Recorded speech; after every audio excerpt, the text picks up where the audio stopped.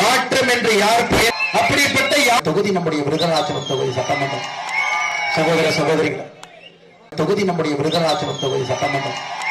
சகோதர சகோதரிகள், ஜூலை 28ஆம் தேதி ராமேஸ்வரத்தில் நம்முடைய எண்மண் எண்மக்கள் பயணத்தை ஆரம்பித்தோம்.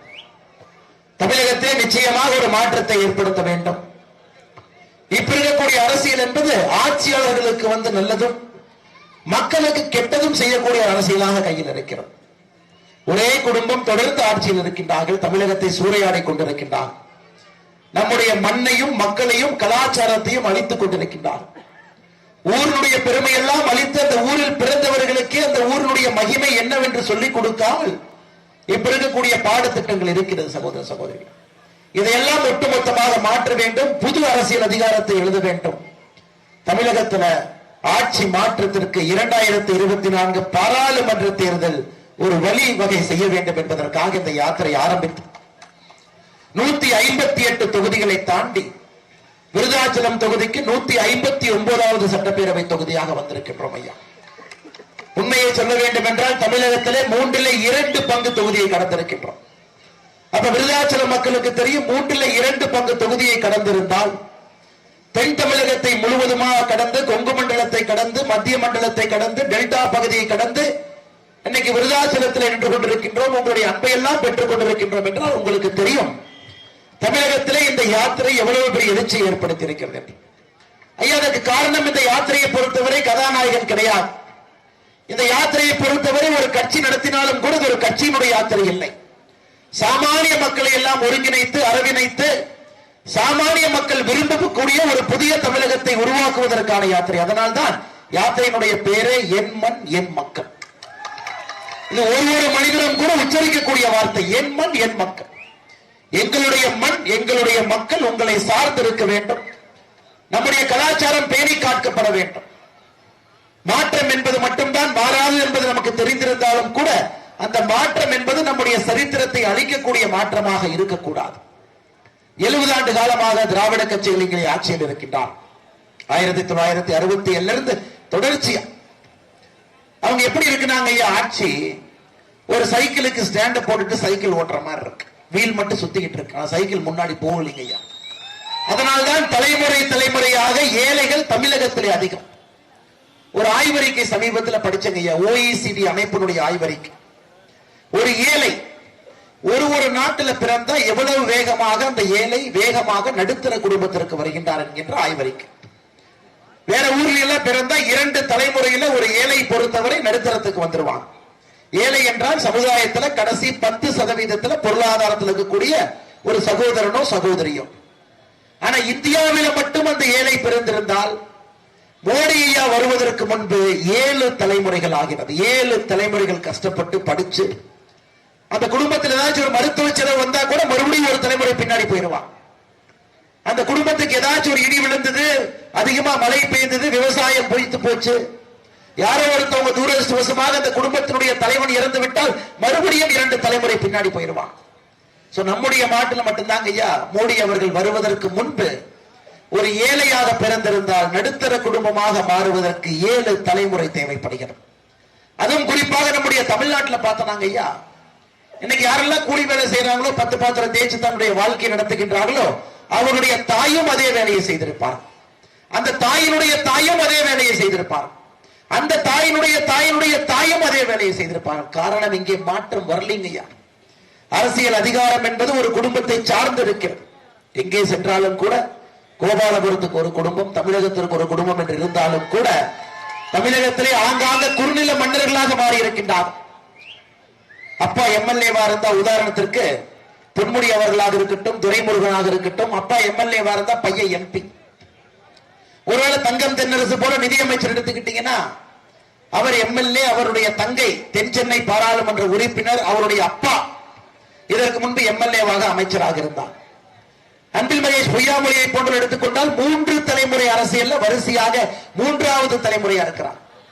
நீங்க தமிழ்நாட்டு முழுவதும் சுத்தி சுத்தி பாத்தீங்கன்னா ஒரு 14 குடும்பம் தான் தமிழகத்தினுடைய ஆட்சி கட்டையில அமர்ந்து நம்முடைய வரிப்பணத்தை எல்லாம் சுரண்டு சாப்பிட்டுக் கொண்டிருக்கின்றார். அதுவும் குறிப்பாக ஆட்சியில் அமர்வர்கள் நாற்காலியிலே அமர்வார்கள். தமிழகத்தினுடைய அரசியலை பொறுத்தவரை அமர்ந்திருக்கக்கூடிய நாற்காலியினுடைய 4 காலை பார்த்தீங்கன்னா ஐயா, ஒரு காலை பொறுத்தவரை ஊழல் ஊழல் செய்துதான் இங்க ஆட்சியில் இருக்கிறான். ஏன்னா அப்பதான் எலெக்ஷன் அப்ப பணம் கொடுக்க முடியும் என்பதற்காக ஊழல் செய்யறேன்னு அவங்க சொன்னாலும் கூட ஒரு குடும்பம் வளம் பெறுவதற்காக ஊழல் செய்து கொண்டிருக்கின்றார். இன்னொரு கால் என்னன்னு கேட்டீங்கன்னா ஐயா, ஜாதி அரசியல். ஜாதியை வைத்து பிரித்து அதை செஸ் போர்டு ஆடுற மாதிரி யாரு பெரும்பான்மை சமுதாயம் அவங்களுக்கு ஒரு சீட்டை கொடு, இரண்டாவது வந்திருக்கக்கூடிய சமுதாயத்தில் ஒரு சுயேட்சை வேட்பாளரை போல ஓட்ட பிரிப்பாங்க. இப்படிதான் தமிழகத்தினுடைய அரசியல் இத்தனை காலமாக ஜாதியை மையப்படுத்தி நடந்து கொண்டிருக்கிறது. மூன்றாவது கால் என்பது ஐயா குடும்பம். நான் சொன்ன 14 குடும்பங்கள் தான் தொடர்ந்து தொடர்ந்து நம்ம ஆண்டு கொண்டிருக்கின்றார். 4வது காலை பொறுத்தவரை அடாவடித்தனம். ஆட்சியாளர் எதிர்த்து நீங்க கேள்வி கேட்டலாமா? ஒரு திமுக கவுன்சிலர் பார்த்து கை நீட்டி நீங்க பேசிக்குவீங்களா? பத்திரிகையாளர் பேசினாவே அறுவாள் எடுத்துட்டு வந்து வெட்டுறாங்க. ஒரு திமுகவுடைய பஞ்சாயத்து தலைவரை பார்த்து நீங்க கை நீட்டி கேள்வி கேட்டுவீங்களாங்க ஐயா? கேட்க. இது ஜனநாயகமாங்க ஐயா? இதுதான் ஜனநாயகமா? இதற்குத்தான் வாக்களித்தோமா? இதற்குத்தான் யார் வாக்கு வாங்கினார்களோ நாம் கேட்கின்ற கேள்விக்கெல்லாம் பதில் சொல்லக்கூடிய தகுதியுடையவர்கள் என்பது ஜனநாயகத்தினுடைய முறை. ஆனா தமிழகத்துல அடாவடித்தனம் என்பது அரசியல் இருக்கிறனால ஐயா, நீங்க யாரையும் பார்த்து கேள்வி கேட்க முடியாது. நள்ளிரவுல கைது பண்ணுவாங்க, பொய் கேஸ் போடுவாங்க, ஹோட்டல்ல கஞ்சா வைப்பாங்க, என்ன வேண்டுமானாலும் அரசு செய். சாதி அரசியல், ஊழல் அரசியல், குடும்ப அரசியல், அடாவடித்தன அரசியல், இந்த 4 கால்கள் தான் இந்த ஆட்சியை தூக்கி பிடித்துக் கொண்டிருக்கிறது. இதற்கு அப்பப்ப யாராச்சும் வருவாங்க ஐயா, அப்பப்ப யாராச்சும் வருவாங்க. கர்ம வீரர் காமராஜர் ஐயாவுக்கு பிறகு இவர்கள் அடித்த கொட்டத்தை அடக்குவதற்கு ஒரு கேப்டன் விஜயகாந்த் தேவைப்பட்டார். 2006 விருதாச்சலத்தை நம்பி மிக முக்கியமான தேர்தல், அவர் ஜெயித்து ஆக வேண்டிய என்கின்ற தேர்தலில் விருதாச்சலத்தை நம்பி இங்க வந்தாருங்க. 2011 தொடர்ந்து ஆதரவு கொடுத்தீங்க, 16 நின்றேன், 11 தமிழகத்தினுடைய எதிர்கட்சி தலைவராக கூட ஆக்கினேன். ஆனா காலத்தினுடைய விதியினுடைய சதி வேறு மாறி போயிருச்சுங்க ஐயா. இன்னைக்கு கேப்டன் அவர்கள் நம்மோடு இல்லை. அந்த அற்புதமான மனிதர், ஒரு ஏழையினுடைய பங்காளன், இதயத்தில் என்ன இருக்கிறதோ யோசிக்காமல் பேசக்கூடிய ஒரு தலைவர் இன்னைக்கு நம்ம கிட்ட இல்ல. அப்பப்ப ஒரு தலைவர் நமக்கு கிடைப்பாங்க இவர்களை எதிர்த்து நிற்பதற்கு. ஆனா அவர் உயிரோடு இருக்கும் பொழுது பாத்தீங்கன்னா அவரை பத்தி தப்பா பேசாதவங்களே தமிழ்நாடு அரசியல்ல யார் இல்லைங்க ஐயா. எல்லா கட்சிகளும் மாத்தி மாத்தி கேப்டன் அவர்களை பற்றி தவறா பேசி, குறிப்பாக அவர்களை முந்திக் கொண்டு மீறி அவர்கள் தவறா பேசி கேப்டன் ஐயா இறைவனடி சேர்ந்த பிறகு இன்னைக்கு நீலி கண்ணீர் வடிக்கிறான். ஐயோ கேப்டன் இறந்துட்டாரு. நீங்க எல்லாம் கேப்டன் அவர்களை கொடுமைப்படுத்தாமல் இருந்தால் கேப்டன் அவர்கள் இன்னும் 50 ஆண்டுகள் நல்லா இருந்திருப்பான். இந்நாள் தமிழகத்தினுடைய முதலமைச்சரே ஆயிருப்பான். அவர் உயிரோடு இருக்கும் பொழுது அவரை சித்திரவதை செய்யும் பொய்யா எழுதி பேப்பர்ல ஒரு பத்திரிகை வாங்கி படிச்சா கூட பொய்யா எழுதி இன்னைக்கு ஒப்பாரி வைக்கிறாங்க, கேப்டன் அவர்கள் நம்மோடு இல்லை என்று பத்திரிகையில் அட்வர்டைஸ்மெண்ட்ல கொடுக்கிறான். இதை போன்ற போலி அரசியல்வாதிகள் இந்திய சரித்திரத்திலே நீங்க பார்த்திருக்க மாட்டீங்க ஐயா. அதனால் நம்முடைய பணி என்பது கடுமையான பணி, ஈஸியான பணி இல்லைங்க, எளிதா செய்ய முடியாது. மிக மிக கடுமையான பணிகளே நாம் அனைவரும் ஒன்றிணைந்து களமிறங்கி இருக்கின்றோம். எண்மண் எண்மக்கள் யாத்திரை என்கின்ற ஒருங்கிணைந்த யாத்திரை, மக்களை எல்லாம் ஒருங்கிணைந்து ஒரு புதிய அரசியல் இலக்கணத்தை எழுத வேண்டும் என்று நாம் சொல்லக்கூடிய யாத்திரை ஒரு கடுமையான பணி, அவ்வளவு எளிதான பணி இல்லைங்க. காரணம் 70 ஆண்டு கால அழுக்கை தூக்கி எறிய வேண்டும், ஒரு புதிய அரசியல் சாசனத்தை எழுத வேண்டும். குறிப்பாக இளைஞர்களுடைய மேம்பாடு, ஏழை மக்களுடைய முன்னேற்றம், பெண்கள் பாதுகாப்பு மற்றும் பெண்களுடைய முன்னேற்றம், இதை மையப்படுத்தி விவசாயத்தை பொறுத்தவரை காமராஜர் ஐயா காலத்தில் எப்படி விவசாயிக்கு ஒரு மதிப்பு மரியாதையும் இருந்ததோ மறுபடியும் மோடி ஐயா காலத்தில் வந்து கொண்டிருக்கிறது. தமிழகத்தையும் அதை கொண்டு வர வேண்டும். இந்த 4 பேரை மையமாக வைத்து நம்முடைய ஆட்சி நடத்தப்பட வேண்டும். சகோதர சகோதரி, இன்னைக்கு எல்லாம் தமிழ்நாட்டில் ஜாதி அரசியல் வைத்து செய்யும் பொழுது நம்முடைய பாரத பிரதமர் நரேந்திர மோடி அவர்கள் சொன்னார், ஆமா நானும் ஜாதியை நம்புகின்றேன் என்று சொன்னார். நரேந்திர மோடி அவர்கள் சொன்ன ஜாதி என்னன்னு உங்களுக்கு தெரியுங்க ஐயா. நம்மை பொறுத்தவரை 4 ஜாதிகளை மட்டும்தான் பாரதிய ஜனதா கட்சி நம்புகிறது. ஏழை ஜாதி நம்புகின்றோம், ஏழை ஜாதி என்கின்ற ஜாதி இருக்கக்கூடாது என்று நினைக்கின்றோம். நடுத்தர மக்களாக வாழ வேண்டும் என்பதற்காக நம்முடைய ஆட்சியிலே நரேந்திர மோடி உழைத்துக் கொண்டிருக்கின்றார். இளைஞர் ஜாதி இருக்கிறது, பெண்கள் ஜாதி இருக்கின்றார், விவசாய ஜாதி இருக்கின்றார்கள். 4 ஜாதிகளுக்காகத்தான் நம்முடைய பாரதிய ஜனதா கட்சியினுடைய ஆட்சி 10 ஆண்டுகளாக இவர்களுடைய மேம்பாட்டிற்காக நாம் வேலை செய்து கொண்டிருக்கின்றோம். சகோதர சகோதரி, போலி வாக்குறுதி தமிழ்நாட்டில் இருந்தாங்க. காலங்காலமாக தேர்தலுக்கு முன்பு எந்த பொய்ய வேணாலும் சொல்லலாம், போலி வாக்குறுதியை சொல்லலாம், அதை வைத்து மக்களுடைய நம்பிக்கையை பெற்று வாக்கை வாங்கி விடலாம். அதன் பிறகு நீங்க கேட்டீங்கன்னா நான் நேரம் சொன்னா, நான் டைம் சொன்னா, இன்னைக்குன்னு சொன்னா அவங்க சொல்லி செய்யல, அதை போய் நீ கேளு, எங்கிட்ட எதுக்கு நீ கேட்கிற, இதெல்லாம் ஓட்டு போட்ட பிறகு ஆட்சியாளர்கள் நம்மை வசைப்பாடுவார். இதுல கில்லாடிகள் யார் என்றால் திராவிட முன்னேற்ற கழகம். 511 தேர்தல் வாக்குறுதி, 511 தேர்தல் வாக்குறுதி. அதாவது ஒரு ரூம் போட்டு யோசிச்சிருப்பாங்கன்னு நினைக்கிறேன். யாரெல்லாம் அதிகமா பொய் சொல்றாங்களோ அதெல்லாம் எழுதுங்கப்பா அப்படி. 10 பேர் யார் தேர்தல் அறிக்கையை தயார் செய்திருக்கிறார்களோ பொய்யர்கள் கூட்டம் பொய்யாக 511 தேர்தல் வாக்குறுதி எடுத்து ஐயா இன்னைக்கு முழுமையாக 20 தேர்தல் வாக்குறுதி கூட நிறைவேற்றப்படவில்லை. ஆனா ஸ்டாலின் ஐயா சொல்றாரு 99% தேர்தல் வாக்குறுதியை நிறைவேற்றி விட்டோம். அந்த தேர்தல் வாக்குறுதியை நீங்களே ஒரு எடுத்து படிங்க ஐயா. இன்டர்நெட்ல இருக்கு, அறிவாலயத்தினுடைய வெப்சைட்ல இருக்கு, எல்லா இடத்துல இருக்கு. 511 தேர்தல் வாக்குறுதி நீங்க படிச்சு ஒரு டிக்கு போட்டு வந்தீங்கன்னா 20 டிக்கு கூட போட முடியாது. அதனால்தான் நாங்கள் திராவிட முன்னேற்ற கழகத்தை சொல்லிக் கொண்டிருக்கின்றோம். நீ 99% வாக்குறுதி நிறைவேற்றி விட்டால் ஒரு வெள்ளை அறிக்கையை விட. இது அறிக்கை 1 நிறைவேற்றி விட்டோம் இந்த நாள்ல, அறிக்கை 2 நிறைவேற்றி விட்டோம் இந்த நாள். அவர்களால் எப்பொழுதும் வெள்ளை அறிக்கை கொடுக்க முடியாதுங்க ஐயா. காரணம், திராவிட முன்னேற்ற கழகத்தினுடைய தலைவர்களை பொறுத்தவரை பொய்யிலே பிறந்து பொய்யிலே வாழக்கூடிய தகுதி படைத்தவர்களாக இருக்கின்றான். உண்மை எப்பவுமே சொல்ல மாட்டாங்க ஐயா. அவங்க உண்மை சொல்வதற்கு வாய்ப்பு ஐயா. இந்த தேர்தல் 2024 என்ன தேர்தலுங்க ஐயா? இந்தியால பல தேர்தலை பார்த்திருக்கீங்க. நாம எல்லாம் 5 ஆண்டுகளுக்கு 4 தேர்தல ஓட்டு போடுறோம். நம்ம இந்தியா நம்ம பாஸ்ட் டைமே போய் ஓட்டு போட்டு வர்றதா நம்ம ஹாபி. வெளிநாட்டுல கேட்பாங்க உன் ஹாபி என்னன்னு. அண்ணே நான் ஸ்விம்மிங் பண்ணுவேன், அண்ணே நான் ஆர்ச்சரி பண்ணுவேன். இந்தியால உன் ஹாபி என்னன்னு கேட்டா அண்ணே நான் போய் ஓட்டு போட்டு வருவேன் அப்படி. 5 ஆண்டுகளுக்கு 4 ஓட்டு போட்டு கைரேகை நமக்கு தேய்ந்தது மட்டும்தான் மிச்சம். லோக்சபாவுக்கு ஒரு ஓட்டு போடியா, சட்டமன்றத்துக்கு ஒரு ஓட்டு போட்டு, பஞ்சாயத்துக்கு ஒரு ஓட்டு போடுங்க ஐயா, நகர்ப்புற உள்ளாட்சி தேர்தலுக்கு ஒரு ஓட்டு போடுங்க ஐயா. நீங்க பெரியவங்க நிறைய பேர் இருக்கிறீங்க. எனக்கு தெரிஞ்சு நீங்க 40, 50, 60 ஓட்டு போட்டிருப்பீங்க. ஓட்டா போட்டு தள்ளிட்டீங்க. ஒரு தேர்தலுக்கு முன்பு எலெக்ஷன் கமிஷன் சொல்லுவாங்க உங்க ஜனநாயக கடமையை நிறைவேற்ற வேண்டும். நீங்களே வேலையெல்லாம் விட்டுட்டு வண்டி எடுத்துக்கிட்டு பெட்ரோல் போட்டுட்டு போய் கியூல போய் நின்று ஒரு ஓட்டை குத்திட்டு வந்து இவனாச்சு மாத்துவானா அப்படின்னு பார்த்தா தமிழ்நாட்டுடைய அரசியல் கட்சிகள் எப்படி நாங்க ஐயா இன்னைக்கு சொல்றாங்க, எதிர்கட்சி சொல்றாங்க அவங்களோட நாங்களே பரவாயில்ல. அதாவது ஆளுங்கட்சி 100க்கு 3 மார்க்கு, எதிர்கட்சி 100க்கு 4 மார்க் வாங்கியிருந்தாங்க. இந்த 3 மார்க்குக்கு 4 மார்க்குக்கு இன்னைக்கு தமிழ்நாட்டில் சண்டை ஐயா. நாங்கள் சொல்வது 100க்கு 100 மார்க். ஒரு புதிய அரசியல் இலக்கணத்தை பாரதிய ஜனதா கட்சி நரேந்திர மோடி அவர்களால் கொடுக்க முடியும். மாத்தி ஸ்டாண்ட் போட்டு அங்கேயே சைக்கிளை நிறுத்தி அந்த வண்டியை சுத்திட்டு ஆட்சி மாற்றம், தமிழகத்திலே மாற்றம், முன்னேற்றம் என்று பேசிக் கொண்டிருக்கின்றாங்க ஐயா. முன்னேற்றம் உங்களுக்கு, உங்களை சார்ந்த அமைச்சர்களுக்கு, அமைச்சர்களை சார்ந்த பினாமிகளுக்கு. தமிழகத்திலே தொடர்ந்து யாருக்கு நல்லது நடந்திருக்குன்னா இந்த குரூப் தவிர யாருக்கு நல்லது நடக்கலைங்க. ஹைவே கான்ட்ராக்ட் ஒரு அமைச்சருக்கு 3 பினாமி இருப்பான். கிளாஸ் ஏ கான்ட்ராக்டர் அவன் மட்டும்தான் ஹைவே கான்ட்ராக்டர். அந்த ஊர்ல அவன் மட்டும்தான் எடுப்பான். நீங்க யோசிச்சு பாருங்க, உங்க ஊர்ல எந்த அமைச்சர் இருக்காரோ 3 பேர் கூட இருப்பான். அந்த 3 பேருக்கு மட்டும்தான் உள்ளூருக்குள்ள வரக்கூடிய எல்லா சாலையும், மத்திய அரசினுடைய எல்லா திட்டமும், உங்க வீட்டுக்கு பைப் போறதுல இருந்து டாய்லெட் பறிக்கிறதுல இருந்து அந்த 3 பினாமி தான் மாத்தி அதை எடுப்பான். சோ 5 ஆண்டுகள் ஆட்சியில் இருந்தாங்க ஐயா. நல்லது, அவங்களுக்கு கொள்ளையடிப்பதற்கு பினாமியை வைத்து. அதனாலதான் பாத்தீங்கன்னா திமுக அமைச்சரவையில 35 அமைச்சர்கள் இருக்கின்றார்.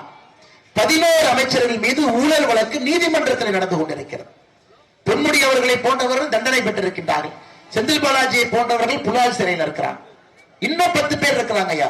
35 அமைச்சர்கள் 11 பேர், சராசரியாக 33%. 3ல் 1 அமைச்சர் மீது தமிழகத்தில் ஊழல் வழக்கு இருக்கு. நான் சொல்றது ஆளுங்கட்சி, எதிர்கட்சி பத்தி நான் பேசவே ஆரம்பிக்கலைங்க.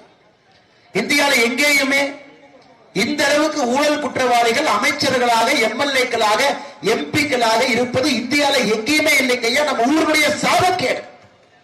தொடர்ந்து இவர்கள், இவருடைய குழந்தை, இவருடைய பேர குழந்தை, இவர்களே அரசியலை கோலோச்சி கொண்டிருக்கின்றார். இதை மாற்றுவதற்கு ஒரு வாய்ப்பு ஐயா. 2024 என்ன தேர்தலுங்க ஐயா? எத்தனையோ தேர்தல் நீங்க ஓட்டு போட்டிருந்தாலும் கூட 2024 என்பது மிக மிக வித்தியாசமான, இந்தியாவினுடைய வரலாற்றிலே மறுபடியும் நடக்காத ஒரு தேர்தல் 2024. காரணம், நாம் எதையெல்லாம் எச்சரிக்கின்றோமோ, எதையெல்லாம் ஆகாது என்று சொல்லுகின்றோமோ, குடும்பாட்சி வேண்டாம் சொல்றாங்க ஐயா, ஊழலாட்சி வேண்டாம் என்று சொல்லுகின்றோம், அடாவடித்தனம் வேண்டாம் என்று சொல்லுகின்றோம், எதையெல்லாம் வேண்டாம்னு சொல்றோமோ இவங்கெல்லாம் ஒரு பக்கம் இந்தி கூட்டணி என்கின்ற பெயர்ல சேர்ந்திருக்கிறான். இந்த பக்கம் பார்த்தீங்கன்னா நரேந்திர மோடி ஐயா நின்று கொண்டிருக்கின்றார்கள் தனி மனிதனா.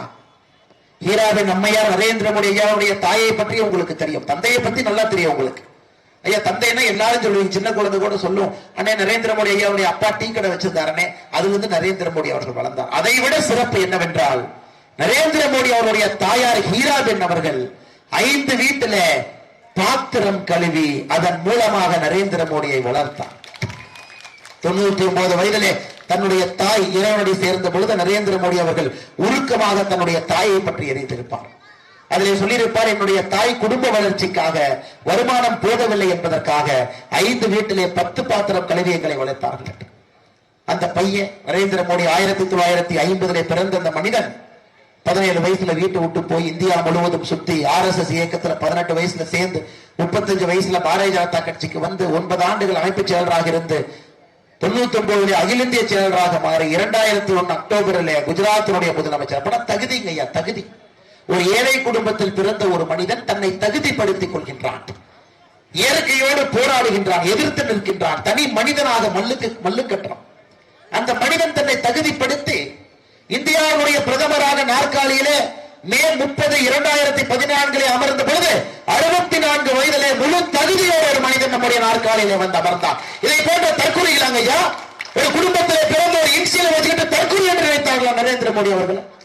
ஒரு குடும்பத்தில் பிறந்ததை மட்டும் சாதனையாக சொல்லிக் கொண்டு தெரிகின்றார்.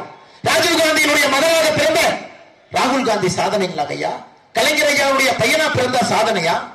லல்லு பிரசாத் யாதவனுடைய பையன் தேஜஸ்வி யாதவாக பிறந்தால் அது சாதனையா? பரூக் அப்துல்லாவுடைய பையன் உமர் அப்துல்லாக பிறந்தால் அது சாதனையா? பாலாசாஹேப் தாக்கரேவுடைய பையன் உத்தவ் தாக்கரேவாக பிறந்தால் சாதனையா? சாதனை அது இல்லைங்கய்யா. ஏழை குடும்பத்திலே பிறந்து தன்னை தகுதிப்படுத்திக் கொண்டு 64 வயதிலே ஆட்சி கட்டளை வந்து அமர்ந்தார் அல்லவா, அது சாதனை. இதுவரை இந்தியாவிலே செய்ய முடியாது, சொல்ல முடியாது, நடத்தி காட்ட முடியாது, இதை செய்தால் கலவரம் வரும் என்று சொல்லிய பொழுது ஒரு தனி மனிதன் துணிச்சு 75 ஆண்டுகள் நாட்டிலே செய்ய முடியாத சாதனையை செய்திருக்கின்றார்களா, அது சாதனை. காஷ்மீரில் 320 எடுக்க மாட்டோம், எடுத்த கலவரம் வந்துடும்.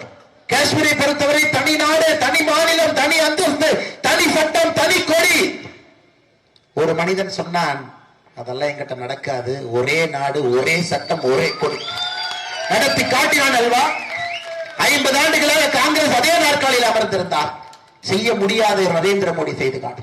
1528 குழந்தை ராமருடைய வீட்டை இடித்து ராமரை அவமானப்படுத்தி ஒரு டென்ட் கொட்டாயில 450 வருஷமா உட்கார வச்சிருக்கிறோம் ஐயா.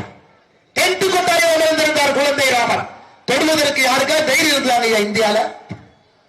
குழந்தை ராமரை மறுபடியும் கம்பீரமாக அயோத்தியாவிலே திருவீடு கட்டியதனை அமர்த்தி இருக்கின்றார். இது சாதனை. ஒரு அப்பாவுக்கு பையனா பிறந்த சாதனை இல்லைங்க, அப்பா பேரை இன்சியலா போடுற சாதனை இல்ல. தமிழ்நாட்டினுடைய அரசியல்வாதிகள் அதை புரிந்து கொள்ள வேண்டும். செய்ய முடியாது என்று சொன்னதை ஒரு ஏழை தாயினுடைய மகன் 5 வீட்டிலே 10 பாத்திரம் கழுவக்கூடிய ஹீரோவின் அம்மையாருடைய மகன் செய்து காட்டினான் அல்லவா, அது சாதனைங்க ஐயா. நீங்கள் வாக்களிக்க போவது அந்த சாதனைக்காக. 10 ஆண்டுகள் உங்களுடைய வாக்குக்கு அந்த நம்பிக்கை கொடுத்து வேலை செய்ததற்காக 2024 உங்களுடைய வாக்கு என்பது ஊதியம் ஐயா. அந்த மனிதனுக்கு ஊதியம் கொடுக்கிறேன்.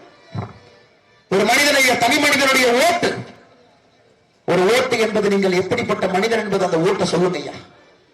நீங்க யாருக்கு ஓட்டு போடுறீங்க அப்படிங்கறத பொறுத்து நாம் எப்படிப்பட்ட மனிதன் என்பது நமக்கு உலகத்துக்கு உணர்த்தணும். 2024 நாம சாதனை பண்ணுவோங்க ஐயா. மோடி நமக்காக சாதனை பண்றார். 450 எம்பிக்களை தாண்டி இந்த மனிதனை அமர வைத்து நாம் சாதனை செய்வோம். நமக்காக செய்யக்கூடிய மனிதனுக்கு நம்முடைய சாதனை 450 எம்பிக்களை அமர வைப்போம். நம்ம சாதனையை காட்டுவாங்க ஐயா. தற்குறிகளுக்கு சொல்லுவோம், ஒரு குடும்பத்திலே பிறந்தால் அரசாளுவதற்கு தகுதி இல்லைங்க ஐயா. அது இயற்கை வளர்த்தெடுத்து அந்த மனிதனை தயார்படுத்தி அந்த இருக்கையிலே அமர்த்தி வேலை செய்ய வைக்க வேண்டும். அது சாதனை. அது நரேந்திர மோடி அவர்கள் செய்து கொண்டிருக்கிறார். அதனால்தான் நான் மறுபடியும் சொன்னேன் ஐயா, இது வரலாற்று சிறப்பு மிக்க தேர்தல். இது சாதாரண தேர்தல் இல்லைங்க ஐயா, சாதாரண தேர்தல் இல்லை.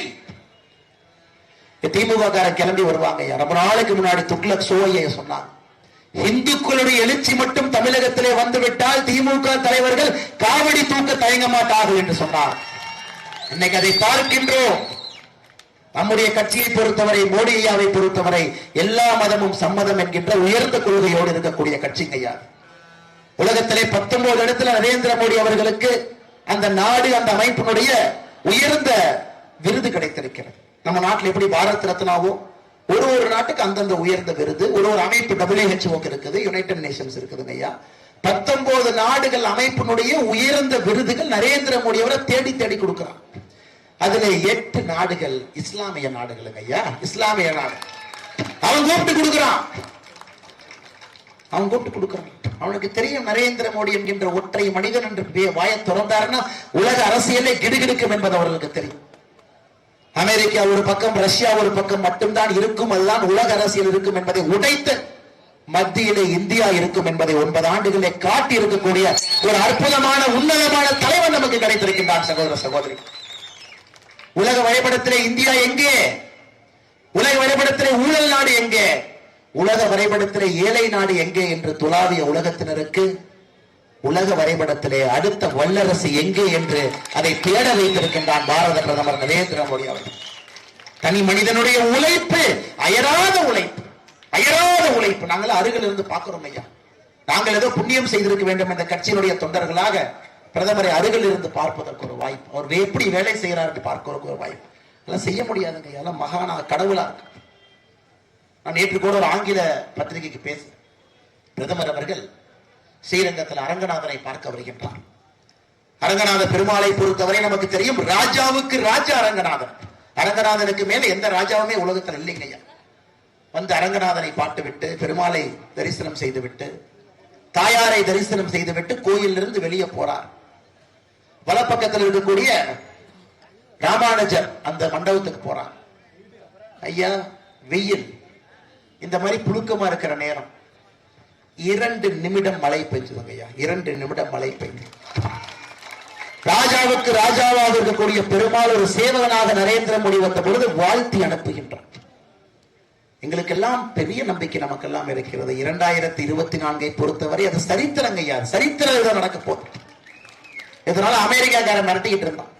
பாருங்க, இத்தனை ஒரு விசா கொடுக்குற நம்ம குழந்தைக்கு அமெரிக்கா போறோம்னா ஒரு விசா கொடுக்குற கை கட்டி நின்றுட்டு இருந்தோம். ஏன் மோடி அவர்களையே அமெரிக்கா வரக்கூடாதுன்னு விசாவை நிறுத்தி வச்சு இன்னைக்கு கை கட்டி அமெரிக்க நிறுவனங்கள் கை கட்டி நின்று கொண்டிருக்கின்றார்கள்.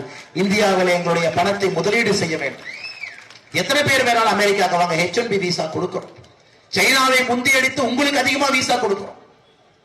எல்லோருக்கும் தெரியும் 2047 முடிக்கும் பொழுது உலகத்தினுடைய வல்லரசாக தலைமை நாடாக பாரத நாடு தன்னுடைய இழந்த இடத்தை எடுக்கும் என்பது எல்லாருக்கும் தெரியுங்க ஐயா. ஐயா சாதாரணமா வராதுங்க ஐயா, அந்த இடத்தை பிடிக்கணும். சிவாஜி கோட்டையை பிடித்த போல இன்ச்சாக பிடிச்சு நிற்கணும். கையிலே ரத்தம் வரும் அளவுக்கு ஒரு வேலையை செய்து செய்து கோட்டையிலே ஏற வேண்டும். அதற்கு அதை போன்ற ஒரு ஆளுமை நம்முடைய நாட்டுக்கு இருக்கணும்.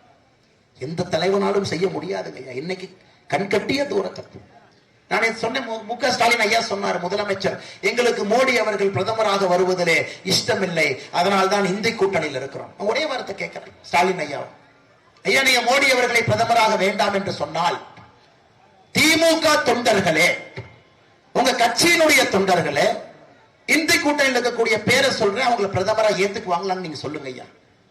லல்லு பிரசாத் யாதவனுடைய மகன் தேஜஸ்வி யாதவனை ஏத்துக்குவாங்களா? ஃபரூக் அப்துல்லாவுடைய மகன் உமர் அப்துல்லா ஏத்துக்குவாங்களாங்க ஐயா? நிதிஷ்குமார் ஏத்துக்குவாங்களா ஐயா?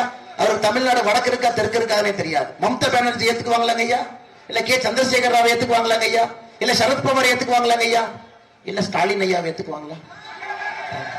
எப்படி பயப்படுறாங்க பாருங்க. எல்லா பேரையும் சொன்னா கூட அமைதியா வேண்டாம் வேண்டாம்னு சொன்னவங்க ஸ்டாலின் அவங்க பேரை சொன்ன, ஏன்னா உங்களுக்கு இந்த வம்பு 31 மாசமா கஷ்டப்பட்டு நாங்கெல்லாம் நின்றுட்டு இருக்கிறோம், நீ வாட்டுக்கு சாதாரணமா மைக் இருக்குன்னு அடிச்சு பேசிட்டு போயிட்டே இருக்கிறேன். ஐயா தகுதி இல்லைங்க ஐயா. கண்ணு கெட்டிய தூரம் வரை பாரத நிலப்பரப்புல ஒரே ஒரு தலைவன் மட்டும் உயர்ந்து நிற்கின்றான். பாரத பிரதமர் நரேந்திர மோடி என்கின்ற ஒற்றை தலைவன் மட்டும் உயர்ந்து நிற்கின்றான். நீங்க பிரதம வேட்பாளரை சொல்லுங்க, நீங்க யாருன்னு சொல்லுங்க. இந்திய கூட்டணியில் நிக்கிறீங்க, ஸ்டாலின் ஐயாட்ட கேட்கிறேன், பிரதம மந்திரி வேட்பாளர் யாருன்னு சொல்லுங்க. அதன் பிறகு நான் பேசுகின்றேன். ராமபிரானுடைய பிராண பிரதிஷ்டையில அந்த சிலையை தொட்டு ராமனுக்கு உயிர் கொடுக்க வேண்டும் என்கின்ற பொறுப்பு பிரதமருக்கு கொடுக்கப்பட்ட பொழுது அந்த பொறுப்பை சும்மா செஞ்சாராங்க ஐயா. 11 நாட்கள் விரதம் இருந்து எதையும் உண்ணாமல் 2 வேளை இளநீர் அருந்து விட்டு 1 வேளை பழத்தை சாப்பிட்டுட்டு ஐயா ஒரு கல் சிலைக்கு உயிர் கொடுப்பதற்கு இவ்வளவு தன்னை தகுதிப்படுத்துறாருன்னா எங்களுடைய ஓட்டை வாங்குவதற்கு எவ்வளவு அவரை தகுதிப்படுத்திருக்க வேண்டும். சகோதர சகோதரி, ஒற்றை தலைவன் ஒற்றை நம்பிக்கை நம்முடைய பாரத பிரதமர் நரேந்திர மோடி. ஏன் நீங்க எந்த ஊருக்கு வேணாலும் போடுங்க, போங்க ஐயா. நீங்க பாருங்க, இன்னைக்கு விருதாச்சலத்தில் இருக்கும் விருத்தகிரீஸ்வரனுடைய நகரம். இது முழு பௌர்ணமி தை மாசத்துல பூச நட்சத்திரத்தன்னைக்கு வந்திருக்கும். மிகச் சிறப்பான ஒரு நாள். ஒரு அற்புதமான ஸ்தலத்துக்கு வருவது இதை விட ஒரு சிறந்த நாள் லைஃப்லயே கிடைக்காதுங்க. அற்புதமான நாள்ல வந்திருக்கும் ஐயா. இந்த கோயில் சாதாரண கோயில் இல்லைங்க ஐயா. ஆனா கேப்டனை பத்தி வர்றாங்க, இது சாதாரண கோயில் இல்லைங்க ஐயா. சோழ பேரரசுல மிகப்பெரிய இளவரசியாக இருந்து கோவில் கட்டுவதற்கு முழுமையாக தன்னை அர்ப்பணித்து, சோழ பேரரசிலே கோவில் என்று சொன்னால், ராணி என்று சொன்னால் செம்பியன் மகாதேவி ராணி. அவருடைய கணவன் கண்டராதித்த சோழன் கட்டிய கோயில் சாதாரண கோயில் இல்லைங்க. அவங்களுடைய விருதுகிரீஸ்வரர் சோழ பேரரசு இருந்த பொழுது விருதாச்சலத்தை பொறுத்தவரை சோழ பேரரசனுடைய படை இங்கே நிற்கும். படை நிற்கக்கூடிய ஊர் விருதாச்சலம். சோழ பேரரசனுடைய படை நிற்கக்கூடிய ஊர் விருதாச்சலம். சாதாரணமா இல்லைங்க. காசிக்கு நிகர் இங்கே ஸ்தல தீர்த்தமாக இருக்கக்கூடிய மணிமுத்தாறுல போய் நம்முடைய பெரியவங்கள் இறந்தாலும் கூட அந்த சாம்பலை கரைச்சிங்கன்னா அது சுண்ணாம்பு கட்டியாக கீழே வந்துவிடும் என்பது தலப்புராணம். எப்படி மணிமுத்தாறுல இருக்கா, நீங்க குளிச்சுட்டு கோவில் இருக்கக்கூடிய மூலவர் பலமலை நாதர் ஒருக்கா போய் பார்த்துட்டீங்கன்னா கங்கையிலே குளித்து விட்டு அங்க இருக்கக்கூடிய சிவனை பார்ப்பதற்கு சமம் என்று சொல்வார். ஆனா இந்த துப்புகெட்ட ஆட்சிக்கு ஒரு தெப்ப குளத்தை சுத்தப்படுத்த முடியவில்லை. சோழ பேரரசுல அவங்க கஷ்டப்பட்டு கட்டியாச்சு. கண்டராதித்த சோழன் கட்டியாச்சு ஐயா. இதை விட சிறப்புங்க ஐயா, இதை விட சிறப்பு. உங்களுடைய முன்னோர்கள் இந்த கோயில்ல போய் தாத்தா பாட்டி முப்பாட்டன் முப்பாட்டி எல்லாரும் போய் கோயில்ல போய் சாமி கும்பிட்டுருப்பாங்க ஐயா. இந்த கோவில் இருந்த சிலை அர்த்தநாரீஸ்வரர் சிலை திருடப்பட்டு வெளிநாட்டுக்கு கடத்தப்பட்ட பொழுது 2014 ஆகஸ்ட் 5ஆம் தேதி ஆஸ்திரேலியாவுக்கு சென்று உங்க ஊருடைய அர்த்தநாரீஸ்வரை திரும்பி கொண்டு வந்தது பாரத பிரதமர் நரேந்திர மோடி அவர்கள். உங்களுடைய பாட்டனார் வழிபட்ட அர்த்தநாரீஸ்வரர் ஐயா, முப்பாட்டன் வழிபட்ட அர்த்தநாரீஸ்வரர். துப்பு கெட்டவங்க போய் ஒரு சிலையை கொண்டு வர முடிஞ்சதாங்க ஐயா. அதற்கு ஒரு நரேந்திர மோடி தேவைப்பட்டான். ஆஸ்திரேலியா பிரதமர் டோனி அபோர்ட் பேசி அந்த சிலையை கொண்டு வந்து இந்த கோவிலுக்குள்ள அர்த்தநாரீஸ்வரை நம்முடைய ஆட்சி பாரத பிரதமர் நரேந்திர மோடி அவர்கள் உங்களுக்கு திரும்பி கொடுத்திருக்கிறார்கள். இது சாதனை இல்லைங்களாங்க ஐயா? ஒரு குடும்பத்திலே பிறந்தது இனிஷியல் வச்சது சாதனைங்களாங்க ஐயா? இது சாதனை, இது சாதனை. 1976 இருந்து 2014 வரை திருட்டு போன சிலைகளை மொத்தமாக இந்தியாவுக்குள்ள திரும்ப கொண்டு வந்தது 13 ஐயா. கையில் இல்ல 1 3 13. 1976 இருந்து 2014 38 வருஷம் 13 சிலையை கொண்டு வந்தார் ஐயா. 9 ஆண்டுகள்ல நம்முடைய ஆட்சியில இந்தியாவுக்குள்ள திருடப்பட்ட சிலைகள் 353 கொண்டு வந்திருக்கின்றோம். விருதுகிரீஸ்வரர் கோவில் இருக்கக்கூடிய அர்த்தநாரீஸ்வரர் சிலை உட்பட சாதனை. உங்கள் மண்ணுக்கும் மக்களுக்கும் மரியாதை கொடுத்து நம்முடைய ஆட்சி நடக்குதுங்க ஐயா. சிலையை கொண்டு வருது, ஏதோ சிலையை கொண்டு வரலைங்க ஐயா. இந்த மண்ணினுடைய மகிமையை முப்பாட்டன் காலத்துல எப்படி வாழ்ந்தார்களோ, எந்த சாமியை கும்பிட்டாங்களோ, சாமி கும்பிட்ட பிறகு எப்படி நாம் பிறந்தோமோ, நம்முடைய வாழ்வியல் முறை எப்படி இருக்கிறதோ, உங்களுடைய குழந்தைகளுக்கு திரும்ப இந்த சிலையை கொண்டு வந்து நாங்கள் சேர்த்திருக்கின்றோம். சகோதர சகோதரிகளே, பெரியவர்களே, தாய்மார்களே, ஏதோ சிலையை நீங்க பார்க்காதீங்க. உங்களுடைய கலாச்சாரத்தை மீட்டெடுத்து கொண்டு வந்து இங்கே வைத்திருக்கின்றோம். அதெல்லாம் உங்களுக்கு தெரியவே தெரியல, பேசவே மாட்டான். அது மட்டும் இல்லை சகோதர சகோதரிகள்,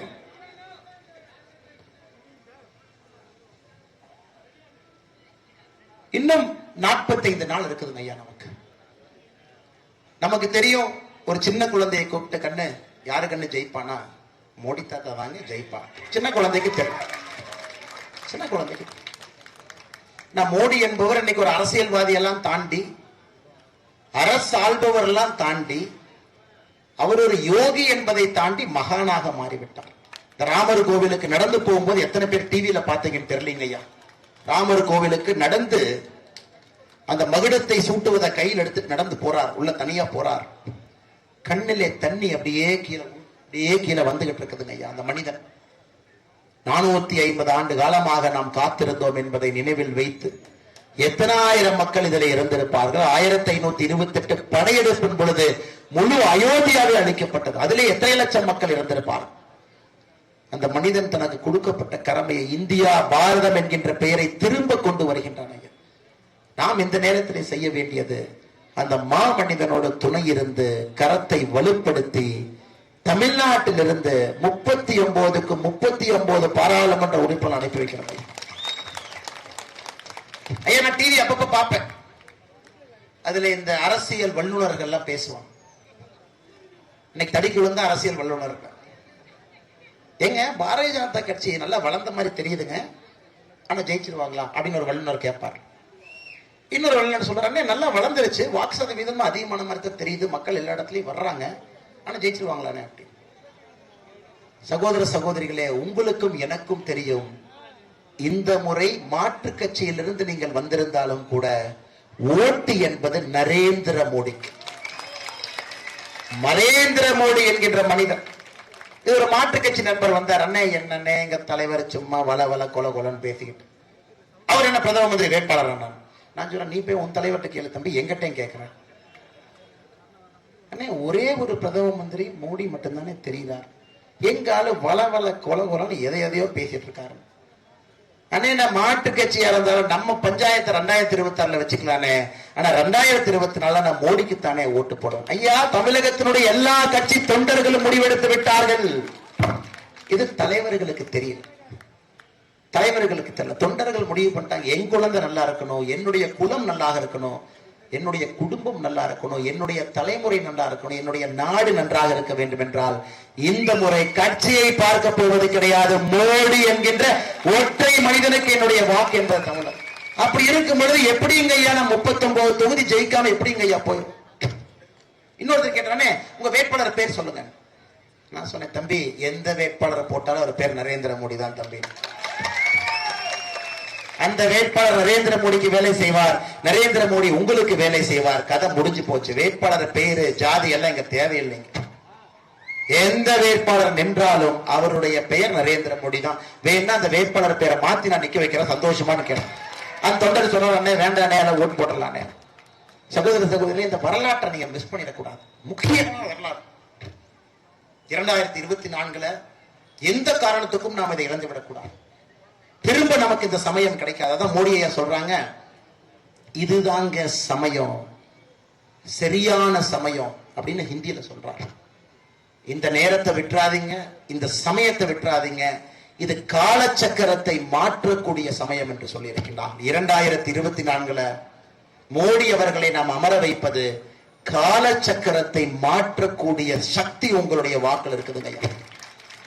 எப்படி விஜயகாந்த் ஐயாவின் மீது ஒற்றை நம்பிக்கை வைத்து 2006 உங்களுக்கு வந்த பொழுது கேப்டன் அவர்களை தனிப்பெரும் ஆளுமையாக இங்கே நிறுத்தினீர்களோ, என்னுடைய அன்பான வேண்டுகோள் உங்ககிட்ட 2024 பாராளுமன்ற தேர்தலில் ஒற்றை ஆளுமையாக பாரத பிரதமர் நரேந்திர மோடி அவர்களை நீங்கள் நிலைநிறுத்த வேண்டும் என்கின்ற அன்பான வேண்டுகோளை வைத்து மிக பொறுமையாக இந்த யாத்திரையில ஆரம்பத்திலிருந்து கடைசி வரை நம்மோடு நின்று கொண்டிருக்கக்கூடிய எல்லா சகோதர சகோதரிகளுக்கு, பெரியோர்களுக்கு, தாய்மார்களுக்கு என்னுடைய அன்பார்ந்த வணக்கங்களை, நம்பிக்கைகளை தெரிவித்து, வாழ்த்துக்களை தெரிவித்து, இந்த யாத்திரை மிகச் சிறப்பாக நடந்து கொண்டிருக்கிறது என்றால் அதற்கு காரணமாக இருக்கக்கூடிய நம்ம கட்சியில் அண்ணன் மணிகண்டன், அவர் பேரு சிவாஜி கணேசன், அவர் பேரே சிவாஜி கணேசன் ஐயா மாதிரி நல்லா தமிழ் பேசுவாரு, நல்லா நடிப்பாரு, நிறைய சினிமா டைலாக் எல்லாம் பேசுவாரு, நல்ல ஒரு தலைவர், எல்லோரையும் ஒருங்கிணைக்கக்கூடிய பண்பாளன் அண்ணன் மணிகண்டன் அவர்களுக்கு என்னுடைய வாழ்த்துக்களை, வணக்கங்களை தெரிவித்து, நடிப்பார் எனக்கு தெரியாதுன்னு, அது நடிக்க வச்சுதான் நம்ம பார்க்கணும். சிவாஜி ஐயா மாதிரி யாரும் நடிக்க முடியாத தலைவரே, உங்களுக்கு தெரியும், எனக்கு தெரியும். அண்ணன் முயற்சிப்பாருன்னு தோணுது, ஏன்னா முயற்சிப்பீங்கல்ல. நம்முடைய மாநில துணைத் தலைவராக இருந்து அவருடைய தந்தை கோவிந்தசாமி ஐயா சட்டமன்ற உறுப்பினராக இருந்து அவர்கள் ஆரம்பித்த கட்சியினுடைய சின்னம் உதயசூரியன்.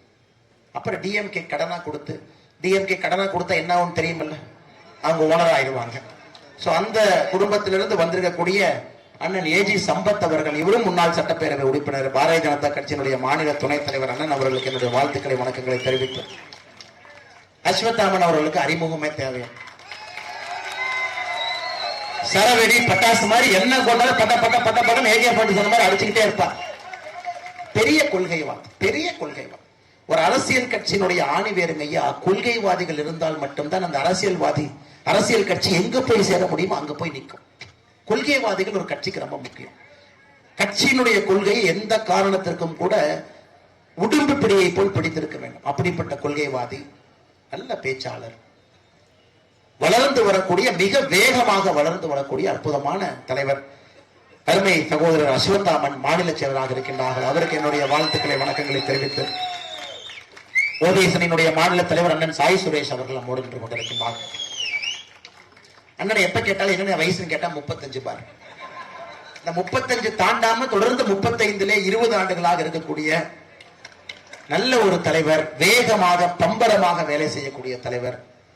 கட்சியினுடைய மிக முக்கிய பொறுப்பு இதர பிற்படுத்தோர் சமுதாயத்துல இணைக்கணும், அவங்கள்ட்ட போய் பேசணும், சொல்லணும்.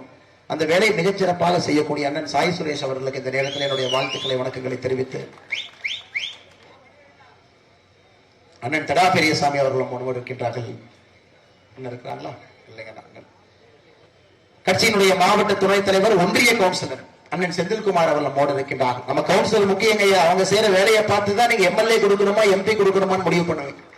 அப்படிப்பட்ட ஒரு அற்புதமான மக்கள் தலைவராக இருக்கக்கூடிய செந்தில்குமார் எனக்கு நன்றி தெரிவித்து, மாவட்ட செயலாளர் கார்த்திகேயன் அவர்களுக்கு என்னுடைய வாழ்த்துக்களை, வணக்கங்களை தெரிவித்து, மகளிர் அணி மாநில செயலாளர், தொகுதியினுடைய பொறுப்பாளர், விருதாச்சலம் தொகுதியினுடைய சட்டமன்ற பொறுப்பாளர் சகோதரி சுபஸ்ரீ தவபாலன் அவர்களுக்கு என்னுடைய வாழ்த்துக்களை, வணக்கங்களை தெரிவித்து, மாநில செயற்குழு உறுப்பினர் ஈரசன் அவர்கள் நன்றியை தெரிவித்து, மாவட்ட செயலாளர் செந்தில்குமார் அவர்கள், மாநில பொதுக்குழு உறுப்பினர் டாக்டர் ராஜ்குமார் அவர்கள், மாவட்ட செயலாளர் என்பிஎஸ் சுரேஷ் அவர்கள், அமைப்பு சாரா மக்கள் சேவை பிரிவு மாநில செயலாளர் பாபு அண்ணன் அவர்கள். ஆனா எதுக்கு படிக்கிறாங்கன்னா, கருணாநிதி ஐயா மேல இருந்து கேட்கணும். ஏன்னா ஒரு காலத்துல அவர் கேட்டார், எங்கே பாரதிய ஜனதா கட்சி இருக்கிறது, இங்கொன்றும் அங்கொன்றுமாக இருக்கு.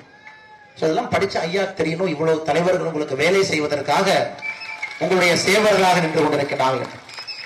உள்ளாட்சி மேம்பாட்டு பிரிவினுடைய மாநில செயலாளர் ஜெயச்சந்திரன் அவர்கள், வெளிநாடு மற்றும் அண்டை மாநிலங்கள் தொடர்பு பிரிவு மாவட்ட தலைவர் சரவணன் அவர்கள், பாஜகவுடைய மற்றொரு ஒன்றிய கவுன்சிலர் ரோசி மணிகண்டன் அவர்கள், இளைஞரணியினுடைய மாவட்ட செயலாளர் கோகுல் அவர்கள், நம்முடைய ஆற்றல் மிகுந்த ஒன்றிய தலைவர்கள் சகோதரர் பரமசிவன் அவர்கள், தங்க வெங்கடேசன் அவர்கள், பாலமுருகன் அவர்கள், கந்தன் அவர்கள், ஆரம்பம் அவர்கள், வேறு வேறு பிரிவுகளை தலைவராக இருக்கக்கூடிய பால் அவர்கள், அனில்குமார் அவர்கள், கௌதமன் அவர்கள், ஜெயந்தி விமல்ராஜ் அவர்கள், செல்வகுமார் அவர்கள், மிக முக்கியமாக இந்த நிகழ்ச்சிக்கு வந்திருக்கக்கூடிய பத்திரிகை நண்பர்கள்.